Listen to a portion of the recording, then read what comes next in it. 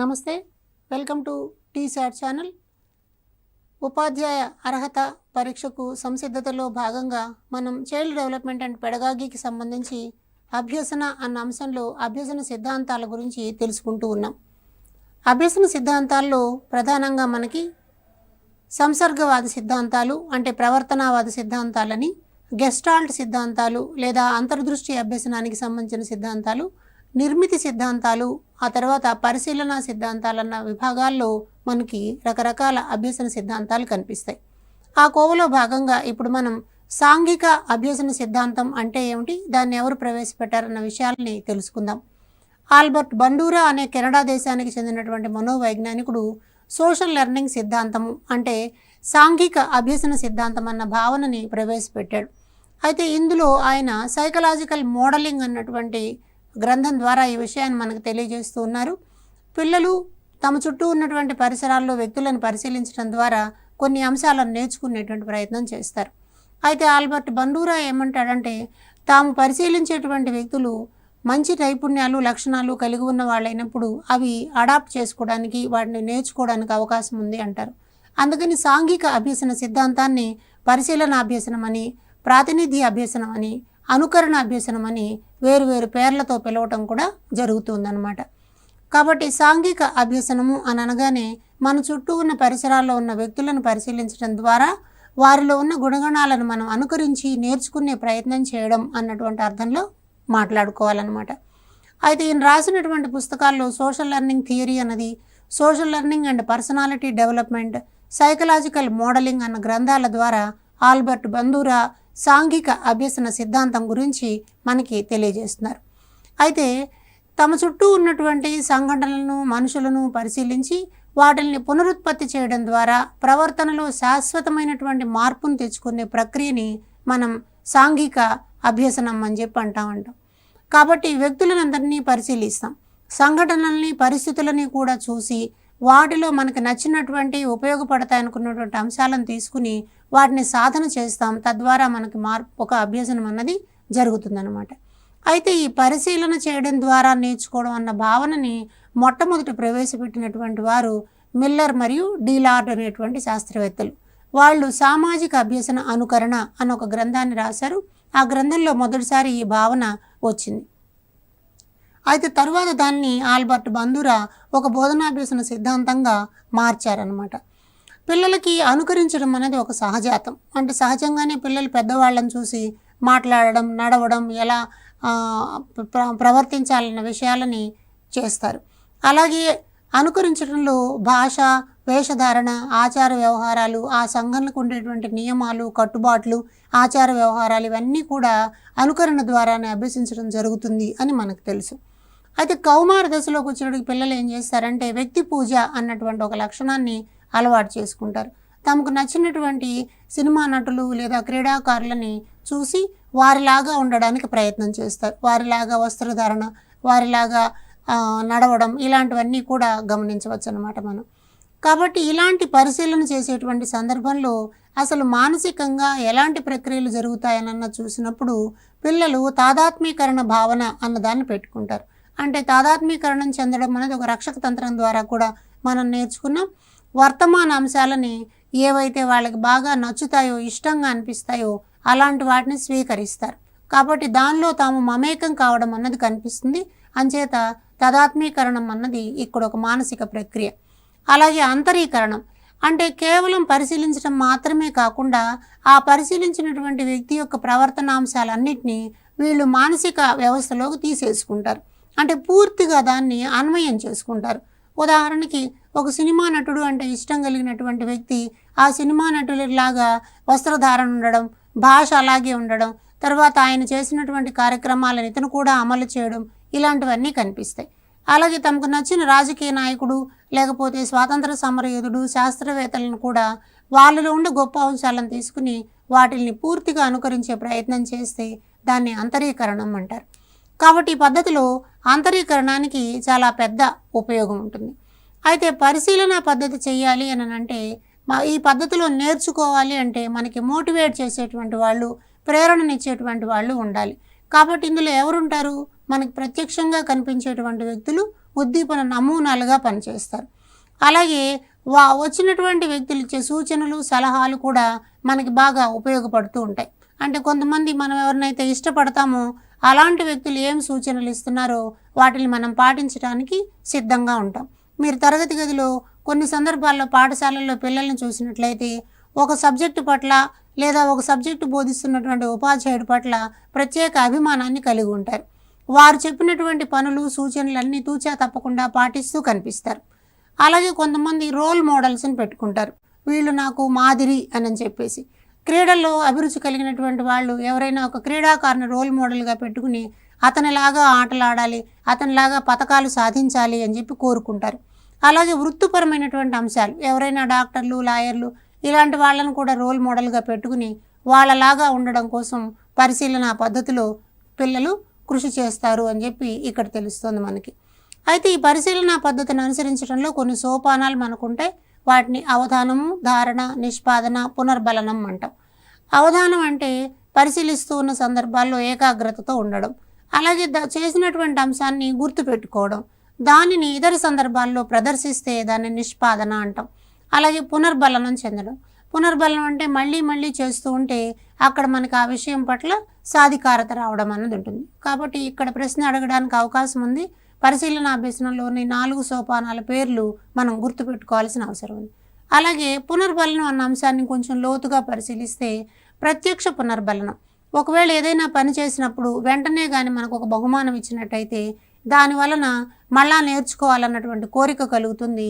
దానిని మనం ప్రత్యక్ష పునర్బలనం అంటాం. అలాగే పరోక్ష ప్రత్యామ్నాయ పునర్బలనం అంటే ఇతరులు పొందిన వాళ్ళ చూసి నేను కూడా అలాగే సాధించాలి, నేను కూడా అలాగే చదువుకోవాలి, నేను కూడా అలాగే పాటలు పాడాలి, నేను కూడా అలాగే బహుమతులు తెచ్చుకోవాలి అని చెప్పి అనుకుంటే దానిని మనం పరోక్ష ప్రత్యామ్నాయ పునర్బలనం అని చెప్పి అంటాం. అయితే కొన్ని సందర్భాల్లో పునర్బలనం సొంతంగా ఉంటుంది. తమకై తామే ఆ రకమైనటువంటి పునర్బలనాన్ని పొందుతూ ఉంటారు. అంటే ఇది ఒక రకంగా చెప్పాలంటే స్వీయ ప్రేరణ లాంటిదన్నమాట. కాబట్టి ఈ సిద్ధాంతంలో మనం తరగతి గదిలో గమనించి చూసినట్లయితే వ్యక్తి చరిత్రల్ని పాఠ్యాంశాలుగా ఉంచడం అన్నది జరుగుతుంది. అలాగే పరిశీలన చేయడానికి వీలైన ప్రాజెక్టు పనులు లాంటివి కూడా కొన్ని పాఠశాలలో పెడతాం. అలాగే సొంత ప్రమాణాలను ఏర్పరచుకునేలాగా ప్రోత్సహించేటువంటి కృత్యాలని తరగతి గదిలో అమలు చేస్తాం. ఈ విధంగా మనకి బండూరా ప్రతిపాదించినటువంటి పరిశీలన అభ్యసనం అన్నది ఉపయోగపడుతూ ఉంటుంది. తర్వాత మరొక ముఖ్యమైనటువంటి అభ్యసన సిద్ధాంతం గురించి తెలుసుకుందాం. దానిని సాంఘిక సాంస్కృతిక అభ్యసన సిద్ధాంతం అని చెప్పి అంటాం అనమాట. అయితే ఈ సిద్ధాంతాన్ని ప్రతిపాదించింది వైగాట్స్కీ అన్నటువంటి రష్యన్ శాస్త్రవేత్త. ఈయన ఒక భాషా శాస్త్రవేత్త, అలాగే మనోవైజ్ఞానికుడు కూడా. ఈయన ప్రతిపాదించినటువంటి సిద్ధాంతాన్ని జ్ఞాన నిర్మాణాత్మకవాదము అంటాం.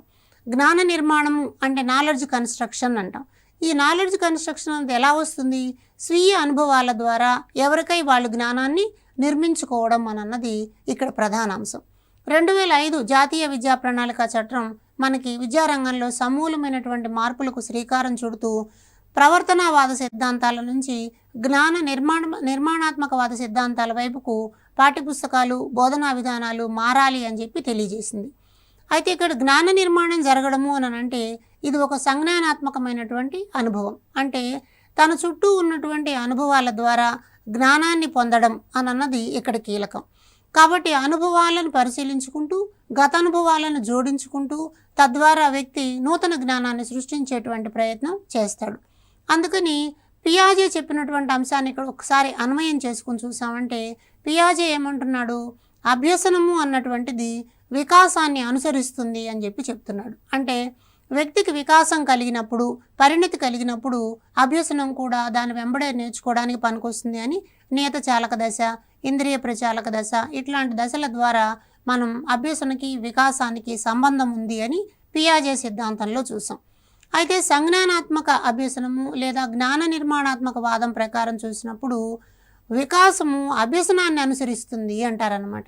అంటే నేర్చుకునేటువంటి సందర్భాలు కానీ మనం ప్రొవైడ్ చేస్తూ ఉంటే అప్పుడు ఆటోమేటిక్గా వికాసం అన్నది వస్తుంది అన్నది వైగాట్స్కీ యొక్క భావన.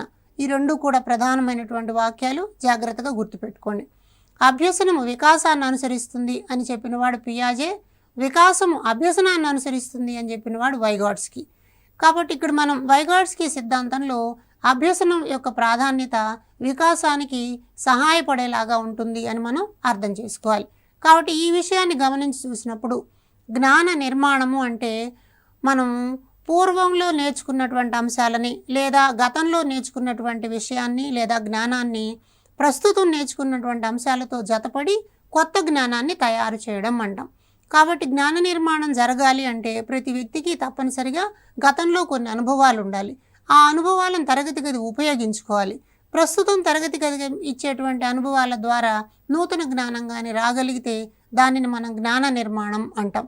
అంటే పిల్లవాడు బడికొచ్చేసరికి కొన్ని అనుభవాలతో వస్తాడు కాబట్టి ఆ అనుభవాల జ్ఞానాన్ని తరగతి గది జ్ఞానానికి అనుసంధానం చేయవలసిన అవసరం ఉంది అని మనకి ఇక్కడ కనిపిస్తుంది. దాంతోపాటు ఈ సిద్ధాంతకర్తలు ఏమంటారంటే జ్ఞాన నిర్మాణము అంటే కేవలం సమాచారాన్ని లేదా విషయాన్ని అందించటం కాదు, పుస్తకాల్లోంచి సమాచారాన్ని అందించటం కాదు, ఎవరికి వారు అభ్యసన ప్రక్రియలో పాల్గొంటూ జ్ఞానాన్ని సృష్టించుకోవాలి అని చెప్పి చెప్తారు. కాబట్టి జ్ఞానము అన్నది సృష్టించుకోవడానికి పనికొచ్చింది, సృష్టించడం ద్వారా ఏర్పడేది. అంతేకాని జ్ఞాన నిర్మాణం అంటే సమాచారాన్ని ఒకరి నుంచి ఒకరికి బదిలీ చేయడం కాదు అని చెప్తారనమాట. ఇలా ఎవరికి వారు జ్ఞానాన్ని సృష్టించుకోవాలి అని అంటే ఆ జ్ఞాన సృష్టికి అవసరమైనటువంటి సాంఘిక ప్రదేశాలు మనకు అవసరమవుతాయి. వీటిని మనం నాలెడ్జ్ ఎవెన్యూస్ అంటాం, జ్ఞాన కేంద్రాలు అని. సమాజంలో చాలా రకాల జ్ఞాన కేంద్రాలు మనకు కనిపిస్తాయి. పాఠశాల ఒక్కటే కాదు, వ్యవసాయ క్షేత్రము, కుండలు తయారు చేసే ప్రదేశము, బట్టలు ఉతికే ప్రదేశము, బట్టలు కుట్టే ప్రదేశము, ఇలా చాలా రకాల అంశాలు గ్రామంలో మనకు కనిపిస్తాయి. కాబట్టి ఆ ప్రదేశాలన్నింటినీ మనం జ్ఞాన కేంద్రాలు అంటాం. వ్యక్తి అక్కడికి వెళ్ళి అక్కడ సాంఘిక అంశాలతోటి అంటే అక్కడున్న మనుషులు, అక్కడున్న వస్తువులు, అక్కడ జరిగే వ్యాపార లావాదేవీలు, అక్కడ ఉన్నటువంటి పారిశ్రామిక అంశాలు, వీటన్నిటితోనూ పరస్పరం ప్రతిచర్య జరపడం వల్ల వ్యక్తిలో జ్ఞాన వికాసం జరుగుతుంది అంటారు. కాబట్టి ఇక్కడ మనకి జ్ఞాన నిర్మాణంలో అభ్యసనం జరిగినప్పుడు వికాసం జరుగుతుంది అని అర్థం. ఒక పిల్లవాడు ఆహారం తింటాడు, అయితే ఈ ఆహారం ఎక్కడి నుంచి వస్తుంది అని తెలుసుకోవాలి అంటే ఒక వ్యవసాయ క్షేత్రానికి వెళ్లాల్సి వస్తుంది. ఆహారం తినడము, ఆహారం కొనడము అన్నవి అతని గతంలో ఉన్నటువంటి అనుభవాలు. ఆహారం ఎక్కడ పండుతుంది, ఎలా పండుతుంది అన్నది ప్రస్తుతం తెలుసుకున్నటువంటి అంశాలు. కాబట్టి గత అనుభవాలకి ప్రస్తుత అనుభవాలకి జోడించడం ద్వారా ఆహార ఉత్పత్తి అన్న భావనని అర్థం చేసుకోగలిగితే దానిని మనం జ్ఞాన నిర్మాణం అంటాం. అంటే ఇంతకుముందు ఈ విషయం నేర్చుకోకముందు వ్యక్తికి ఈ సంధానం లేదు, కాబట్టి కొత్త అంశాల్లో జతపడడం ద్వారా నేర్చుకున్నాడు, కాబట్టి దానిని మనం ఏమంటాం, కొత్త జ్ఞానాన్ని పొందాడు అంటాం. ఎప్పుడైతే కొత్త జ్ఞానం వస్తుందో వ్యక్తిలో వికాసం కూడా కనిపిస్తుంది అన్నమాట. కాబట్టి అర్థవంతమైనటువంటి సామాజిక సాంస్కృతిక కృత్యాలు ఎలాంటివైతే ఉంటాయో వాటిల్లో వ్యక్తి పాల్గొన్నప్పుడు మాత్రమే మేధస్సు వికసించడం అన్నది జరుగుతుందన్నమాట. అంటే ఒక పండుగ గురించి తెలుసుకోవాలనుకున్నప్పుడు ఆ పండుగ జరిగేటువంటి ప్రాంతానికి వెళ్ళి అక్కడ మనుషులతో మాట్లాడడం ద్వారా విషయాన్ని తెలుసుకోవడం, లేదా ఒక చెరువు గురించి తెలుసుకోవాలంటే అక్కడికి ప్రత్యక్షంగా గ్రామస్తుల దగ్గరికి వెళ్ళి ఆ చెరువు ఎవరు, ఎలా నిర్మించారు, వ్యవసాయానికి ఎలా పనికొస్తుందన్న వివరాలను తెలుసుకోవడం. అంటే జ్ఞాన నిర్మాణం జరగాలి అంటే సాంఘికంగా ఉండేటువంటి విభిన్న రకాల అంశాలతో మనం ప్రతిచర్య జరపడం అన్నది అవసరం. సాంఘిక సాంస్కృతిక అంశాలన్నీ కూడా జ్ఞాన నిర్మాణానికి ఉపయోగపడతాయి అని మనం ఇక్కడ గమనించాలి. కాబట్టి ఒక పిల్లలు విషయాన్ని నేర్చుకోవాలి అనుకున్నప్పుడు ఉపాధ్యాయుడు తప్పనిసరిగా సమాజంలో ఉండేటువంటి సాంఘిక ప్రదేశాల కోసం సాంస్కృతిక ప్రదేశాలకు పిల్లల్ని పరిచయం చేయడం ద్వారా వాళ్ళు అక్కడ విషయాలని సొంతంగా తెలుసుకోవడానికి అవకాశం వస్తుందన్నమాట. అక్కడ మనుషులతో కూడా వీళ్ళు ప్రతిచర్య జరపడం అన్నది జరుగుతుంది. ఒకవేళ ఆ సన్నివేశానికి వెళ్ళారనుకుందాం, ఉపాధ్యాయుడు పిల్లల్ని చెప్పులు కుట్టేటువంటి వ్యక్తి దగ్గర తీసుకెళ్ళాడు, లేదా కుండలు తయారు చేసే వ్యక్తి దగ్గర తీసుకెళ్ళాడు. అక్కడికి తీసుకెళ్ళిన తర్వాత పిల్లల్లో మానసిక ప్రక్రియలు అభివృద్ధి చెందుతాయి. ఎలా మానసిక ప్రక్రియలు అభివృద్ధి చెందుతాయి అని అన్నదాన్ని చూద్దాం. సాధారణంగా మన దగ్గర మానసిక ప్రక్రియలు రెండు రకాలుగా కనిపిస్తాయి. వాటిలో ఒకదాన్ని దిగువ స్థాయి మానసిక ప్రక్రియలు అంటాం. అంటే ఇవన్నీ పుట్టుకతోనే మన దగ్గర ఉంటాయి. పరిశీలించడం, ప్రశ్నించడం, ఇలాంటి రకాలైనటువంటి స్వభావాలని మనం దిగువ స్థాయి మానసిక ప్రక్రియలు అంటాం. ఉదాహరణకు ఉపాధ్యాయుడు పిల్లల్ని చెప్పులు కుట్టే వ్యక్తి దగ్గరకు తీసుకెళ్ళినప్పుడు ఆ వ్యక్తి ఏ రకాల పరికరాలు ఉపయోగిస్తున్నాడు, సూదిని ఎలా ఉపయోగిస్తున్నాడు, చెప్పులు ఎలా కుడుతున్నాడు, ఎలా కత్తిరిస్తున్నాడు, ఇవన్నీ నిశితంగా పరిశీలిస్తారు. అదే సమయంలో ఆయనతో మాట్లాడతారు. ఇవి ఎక్కడి నుంచి తయారు చేశారు, ఎక్కడి నుంచి తీసుకొచ్చారు, ఎక్కడ తీసుకెళ్ళి అమ్ముతారు, ఇలా రకరకాలైనటువంటి ప్రశ్నలు వేయడం ద్వారా ఆ వ్యక్తిలో ఉన్నటువంటి జ్ఞానాన్ని తెలుసుకోవడానికి ప్రయత్నం చేస్తారు. అప్పటి వరకు వీళ్ళకున్న అనుభవం చెప్పులు కొనుక్కోవడం, చెప్పులు వేసుకుని నడవడం అని మాత్రమే పూర్వ జ్ఞానంలో ఉంది. ఇప్పుడు చెప్పులు కుట్టే వ్యక్తి దగ్గర కూర్చుని వాటిని ఎలా కుడుతున్నారు, ఏమేమి పరికరాలు వాడుతున్నారు, ఇవన్నీ తెలుసుకుంటారు. కాబట్టి ఇది నూతన జ్ఞానము అవుతుంది. ఈ నూతన జ్ఞానాన్ని సాధించడానికి దిగువ స్థాయి మానసిక ప్రక్రియలను ముందుగా ఉపయోగిస్తారు. అంటే పరిశీలించడం, ప్రశ్నించడం లాంటివి. అది అయిపోయిన తర్వాత రెండవ దశలో మనం వస్తే, రెండవ దశ ఎలా కనిపిస్తుంది? దీనిని ఉన్నత స్థాయి మానసిక ప్రక్రియ అంటాం.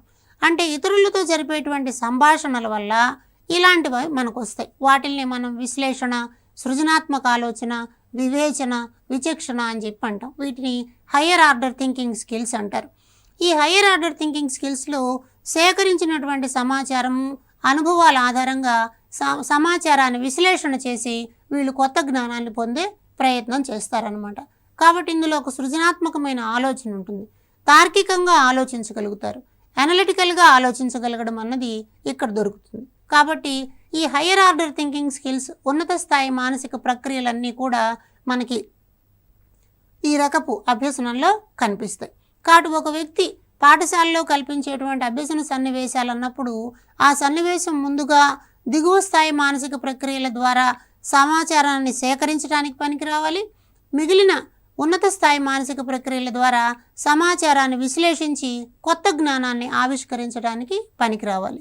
కాబట్టి ఇక్కడ ప్రశ్నలు అడగడానికి చాలా అవకాశం ఉంది. దిగువ స్థాయి మానసిక ప్రక్రియలు అంటే ఏమిటి అని రావచ్చు, లేదా ఉన్నత స్థాయి మానసిక ప్రక్రియలు ఎలా ఉంటాయని చెప్పొచ్చు. కాబట్టి తరగతి గదిలో ఉపాధ్యాయుడు రెండు రకాలైనటువంటి ప్రక్రియల్ని పిల్లల్లో పెంపొందించడానికి ప్రయత్నం చేయాలి. అప్పుడు ఉన్నత స్థాయి, దిగువ స్థాయి రెండు కూడా అభివృద్ధి చెందడానికి అవకాశం వస్తుంది. అయితే ఇలా పొందినటువంటి జ్ఞాన నిర్మాణం ద్వారా సాధించినటువంటి దానిలో ఈ సంజ్ఞానాత్మక వికాసానికి సంబంధించి కొన్ని దశలు ఉంటాయి. అంటే జ్ఞానాన్ని అనుభవాల ద్వారా పొందేటువంటి విధానంలో కొన్ని దశలు కనిపిస్తాయి. అవేమిటో చూద్దాం మనం. ఒకటో దాన్ని మనం నిజ వికాసము అంటాం. నిజ వికాసము అని అంటే ఒక సన్నివేశంలో లేదా సందర్భంలో ఒక వ్యక్తి స్వయంగా చేయగలిగినటువంటి మ్యాక్సిమం నెంబర్ ఆఫ్ యాక్టివిటీస్ అంటాం, గరిష్ట కృత్యాలు. ఒక సందర్భంలో పాల్గొన్నప్పుడు వ్యక్తి ఎన్ని కృత్యాలను మొత్తంగా చేయగలడు, ఎన్ని చేయగలడు అన్నది నిజమైనటువంటి వికాసాన్ని తెలియజేస్తుంది. అంటే ఒక నిర్ధారిత సమయంలో ఒక పిల్లవాడు ఒక కథల పుస్తకాన్ని చదవగలిగాడు, లేదా 5 పేజీలు చదవగలిగాడు, 4 లెక్కలు చేయగలిగాడు, ఒక ఇంటర్వ్యూ చేయగలిగాడు, ఒక బొమ్మను గీయగలిగాడు. ఇలా ఎన్ని రకాల పనులు గరిష్టంగా చేయగలరు అన్నటువంటి దాన్ని మనం నిజ వికాసము అంటాం. అయితే ఒక్కొక్కసారి ఏమవుతుందంటే ఇతరులతో జరిపేటువంటి ప్రతిచర్యల వల్ల కూడా కొన్ని గరిష్టమైనటువంటి పనులను మనం చేయగలుగుతాం. అయితే అవన్నీ చోట్ల ఒకేలాగా ఉండకపోవచ్చు. ఉదాహరణకి ఇందాక మనం అనుకున్నట్లు కుండలు తయారు చేసేటువంటి సన్నివేశంలో వెళ్ళినప్పుడు అక్కడ జరిగే ప్రతిచర్యల వల్ల చేసే కృత్యాల సంఖ్య వ్యవసాయదారుడి దగ్గరకు వెళ్ళినప్పుడు ఉండకపోవచ్చు. కాబట్టి ఇలా ఇతరులతో జరిపేటువంటి ప్రతిచర్యల వల్ల చేసే కృత్యాలని మనం సంభావ్య వికాసము అంటాం. అలాగే సంభావ్య వికాసము, నిజ వికాసము ఇవి రెండు కలవడం వల్ల అభ్యసనం అన్నది మనం గమనించవచ్చు. దీన్ని మనకి వైగాట్స్కి ఒక కొత్త పదంతో చెప్పారు. దాని పేరు సామీప్య వికాస మండలం అంటారు. ఇది గతంలో చాలాసార్లు పరీక్షలో అడిగిన ప్రశ్న. ఈ సామీప్య వికాస మండలం లేదా జెడ్పీడి అంటాం. దీన్ని జోన్ ఆఫ్ ప్రాక్సిమల్ డెవలప్మెంట్. వైగాట్స్కి ప్రకారం అభ్యసనం జరగడం అన్నది ఈ జోన్ ఆఫ్ ప్రాక్సిమల్ డెవలప్మెంట్ దగ్గర జరుగుతుంది అని అంటారు. అంటే ఒక వ్యక్తి తనకై తాను సొంతంగా ఏమేమి అంశాలు నేర్చుకున్నాడు, ఇతరులు ఉపాధ్యాయులు లేదా పెద్దల సహకారంతో ఏమేమి అంశాలు నేర్చుకుంటున్నాడు. అంటే ఇక్కడ తనకు తెలిసి ఉన్నటువంటి అంశాలు, తాను నేర్చుకోబోతున్నటువంటి అంశాలు, ఈ రెండు అంశాల మధ్యన ఒక చిన్న ఖాళీ ప్రదేశం లాంటిది ఉంటుంది. అంటే తెలిసిన అంశాలకు, తెలుసుకోవాల్సిన అంశాలకు మధ్యన ఒక చిన్న ఖాళీ ప్రదేశం. ఈ ఖాళీ ప్రదేశాన్ని సామీప్య వికాస మండలం అంటారు. దీనిని జోన్ ఆఫ్ ప్రాక్సిమల్ డెవలప్మెంట్ అంటారు. వైగాట్స్కి ప్రకారం అభ్యసనం అన్నది ఆ సామీప్య వికాస మండలంలోనే జరుగుతుంది. అంటే తెలిసిన అంశాలకు, తెలియని అంశాలకు మధ్యన అనుసంధానాలు ఏర్పరచుకోవడం ద్వారా అభ్యసనం జరుగుతుంది. పిల్లవాడికి చెప్పులు కొనడం, చెప్పులు వేసుకోవడం తెలుసు. ఇప్పుడు చెప్పులు కుట్టడము, చెప్పులు తయారు చేయడం అన్న విషయాన్ని చూస్తున్నాడు. కాబట్టి రెండు అంశాల మధ్యన ఒక పని జరుగుతుంది. ఏమిటా పని? పిల్లవాడు అభ్యసన క్షేత్రానికి వెళ్ళడం, అక్కడ ఉన్నటువంటి వ్యక్తితో మాట్లాడడం, అతను చెప్పినటువంటి అంశాలని సేకరించడం, వాటిని విశ్లేషించే ప్రయత్నం చేయడం. కాబట్టి మధ్యలో జరుగుతున్నటువంటి ఈ పనులన్నీ కూడా జ్ఞాన నిర్మాణానికి పనికొచ్చేటువంటివి అంటారు.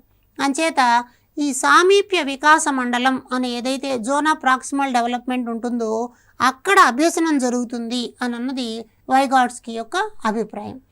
కాబట్టి తెలిసిన అంశాలకు తెలియని అంశాలకు మధ్యన సంధానాన్ని ఏర్పరిచేలాగా పాఠశాలలో అభ్యసన కృత్యాలు ఉండాలి అని మనం అర్థం చేసుకోవాలి. అయితే ఈ సందర్భంలో ఉపాధ్యాయుని పాత్ర ఏమిటి అని మనం చూసినప్పుడు ఈ సిద్ధాంతం మొత్తం ఏం చేస్తోంది? జ్ఞానము అంటే ఎవరైనా ఇచ్చేది కాదు, ఎవరికై వారు తయారు చేసుకునేది అని చెప్తుంది. మరి ఎవరికై వారు తయారు చేసుకునేటప్పుడు ఉపాధ్యాయుని పాత్ర ఏముంటుంది అని చూస్తే ఉపాధ్యాయుని పాత్ర స్కాఫోల్డింగ్ అంటారు, సారవా అంటారు. భవనాన్ని కప్పు వేసినప్పుడు జారి పడిపోకుండా కింద నుంచి కొన్ని కర్రల్ని నిలబెడతారు. ఆ స్లాబ్ గట్టిపడిపోయిన తర్వాత ఆ సారవని తీసేస్తారు. అంటే ఆ ఆధారం ఎంతసేపు ఉంటుంది?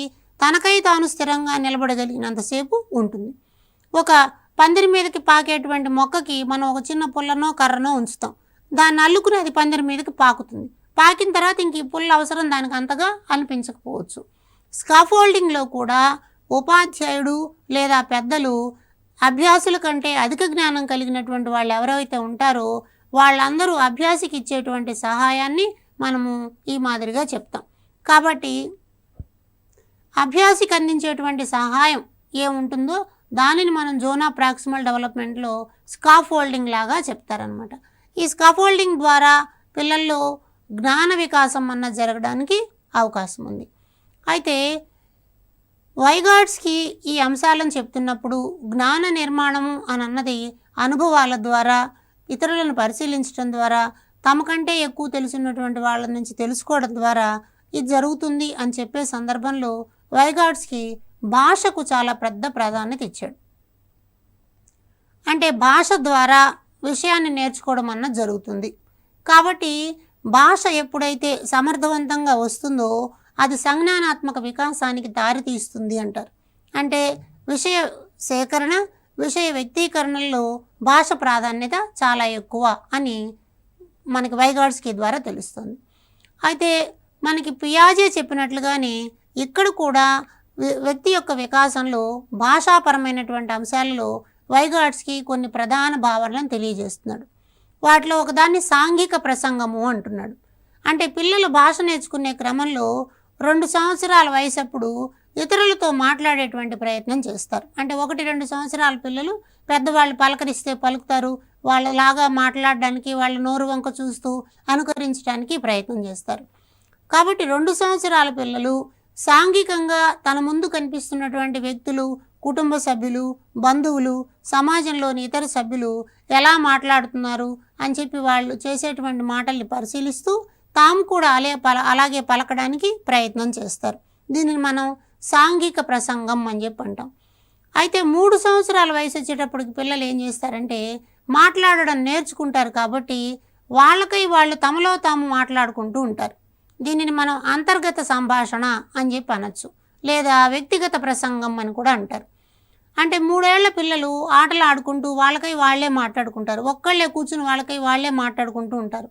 ఇలా మాట్లాడుకోవడమే భాషాభివృద్ధిలో కీలకమైన దశ అంటాడు వైగాట్స్కీ. మనమేమో వాడు చూడు ఒక్కడే కూర్చుని మాట్లాడుకుంటున్నాడు అని చెప్పి అనుకుంటాం. కానీ పిల్లలు ఒక్కళ్ళే కూర్చుని మాట్లాడేటప్పుడు వాళ్ళు అప్పటి వరకు పరిశీలించినటువంటి పెద్దలు మాట్లాడుతున్న భాష, ఆ సందర్భంగా వ్యక్తం చేస్తున్నటువంటి హావభావాలు, ముఖ కవళికలు, మాట తీరు ఇవన్నీ కూడా గమనిస్తూ ఉంటారు. వాటిని వీళ్ళు ఇక్కడ సాధన చేస్తూ కనిపిస్తారు. అంచేత భాషా వికాసంలో ఇది కీలకమైన దశ అని చెప్పి చెప్తారు. మరొక ముఖ్యమైన దశని మనం ఏమంటామంటే నిశ్శబ్ద అంతర్గత ప్రసంగము అంటాం.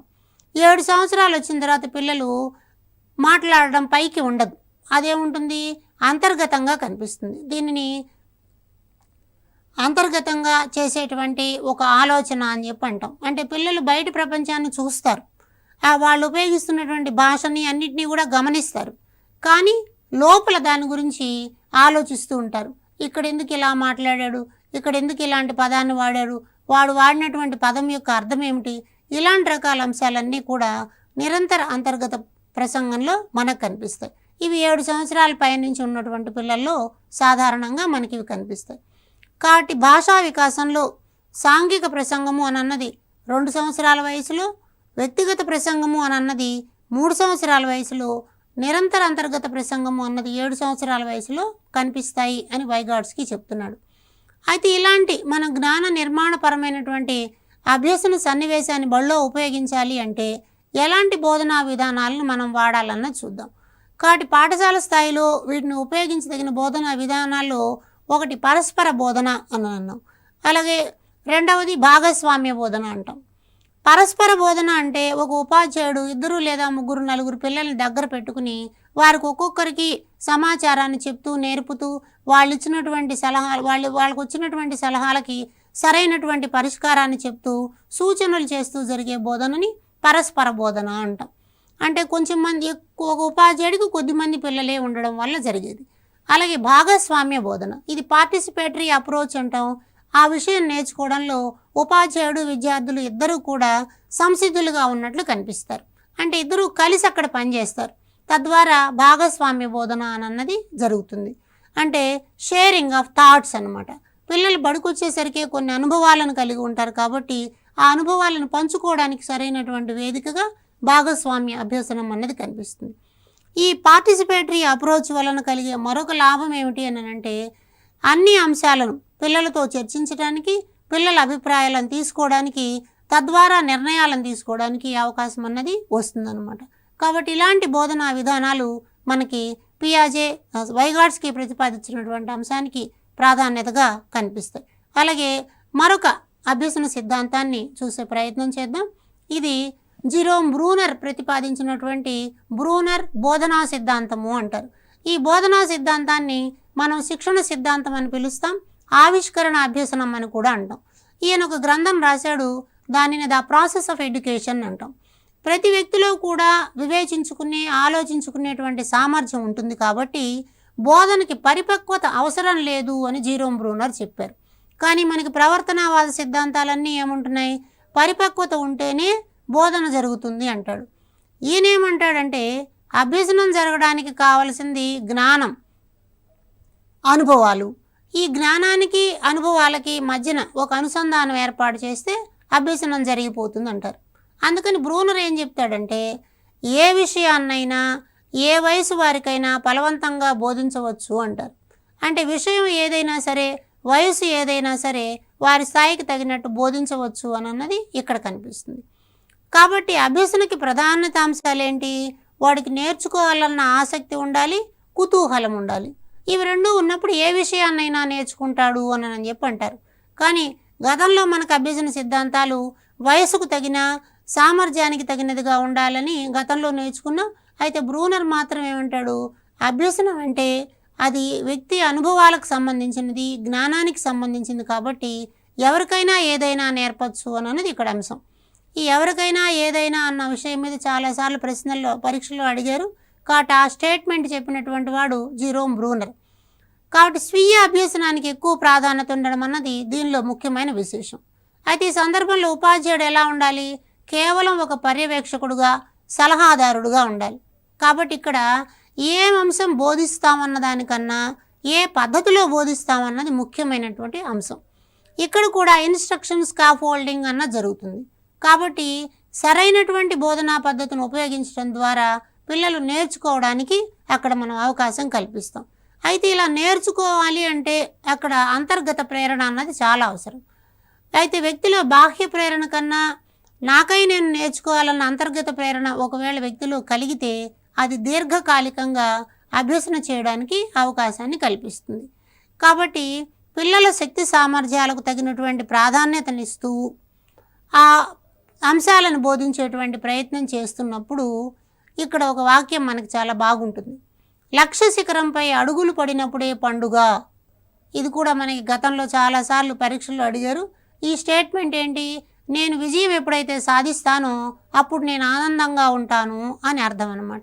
కాబట్టి ఈ బోధనా విధానంలో మనకి లక్ష్యాన్ని చేరుకోవడం అన్నది చాలా కీలకంగా కనిపిస్తుంది.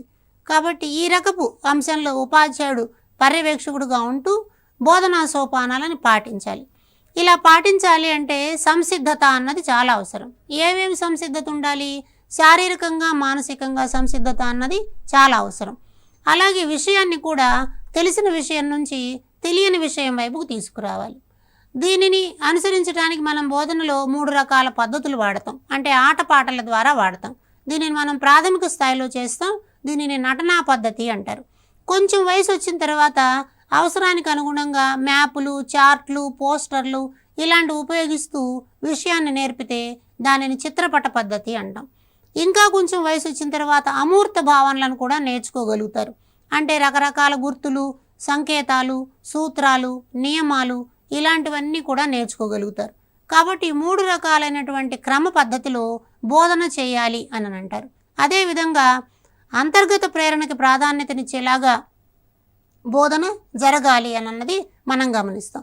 కాబట్టి బ్రూనర్ చెప్పినటువంటి ఈ సిద్ధాంతంలో మనం నటనా పద్ధతి, చిత్రపట పద్ధతి, ప్రతీకాత్మక పద్ధతి అనేటువంటి ఉపయోగిస్తూ సరైన పునర్బలనాన్ని కలిగించడం ద్వారా పిల్లలు ఏ విషయాన్నైనా నేర్చుకోగలరు అని మనకి ఇక్కడ తెలుస్తుంది. కాబట్టి ఈ విధంగా మనం వైగాట్స్కీ సిద్ధాంతాన్ని, బ్రూనర్ సిద్ధాంతాన్ని, అందులో ఉన్న మౌలిక అంశాలను చదివి అర్థం చేసుకోవడం ద్వారా పరీక్షలో మంచి మార్కులు సాధించడానికి అవకాశం ఉందని తెలియజేస్తూ ఈ విషయాన్ని ఇంతటితో ముగిస్తున్నాను. ధన్యవాదాలు.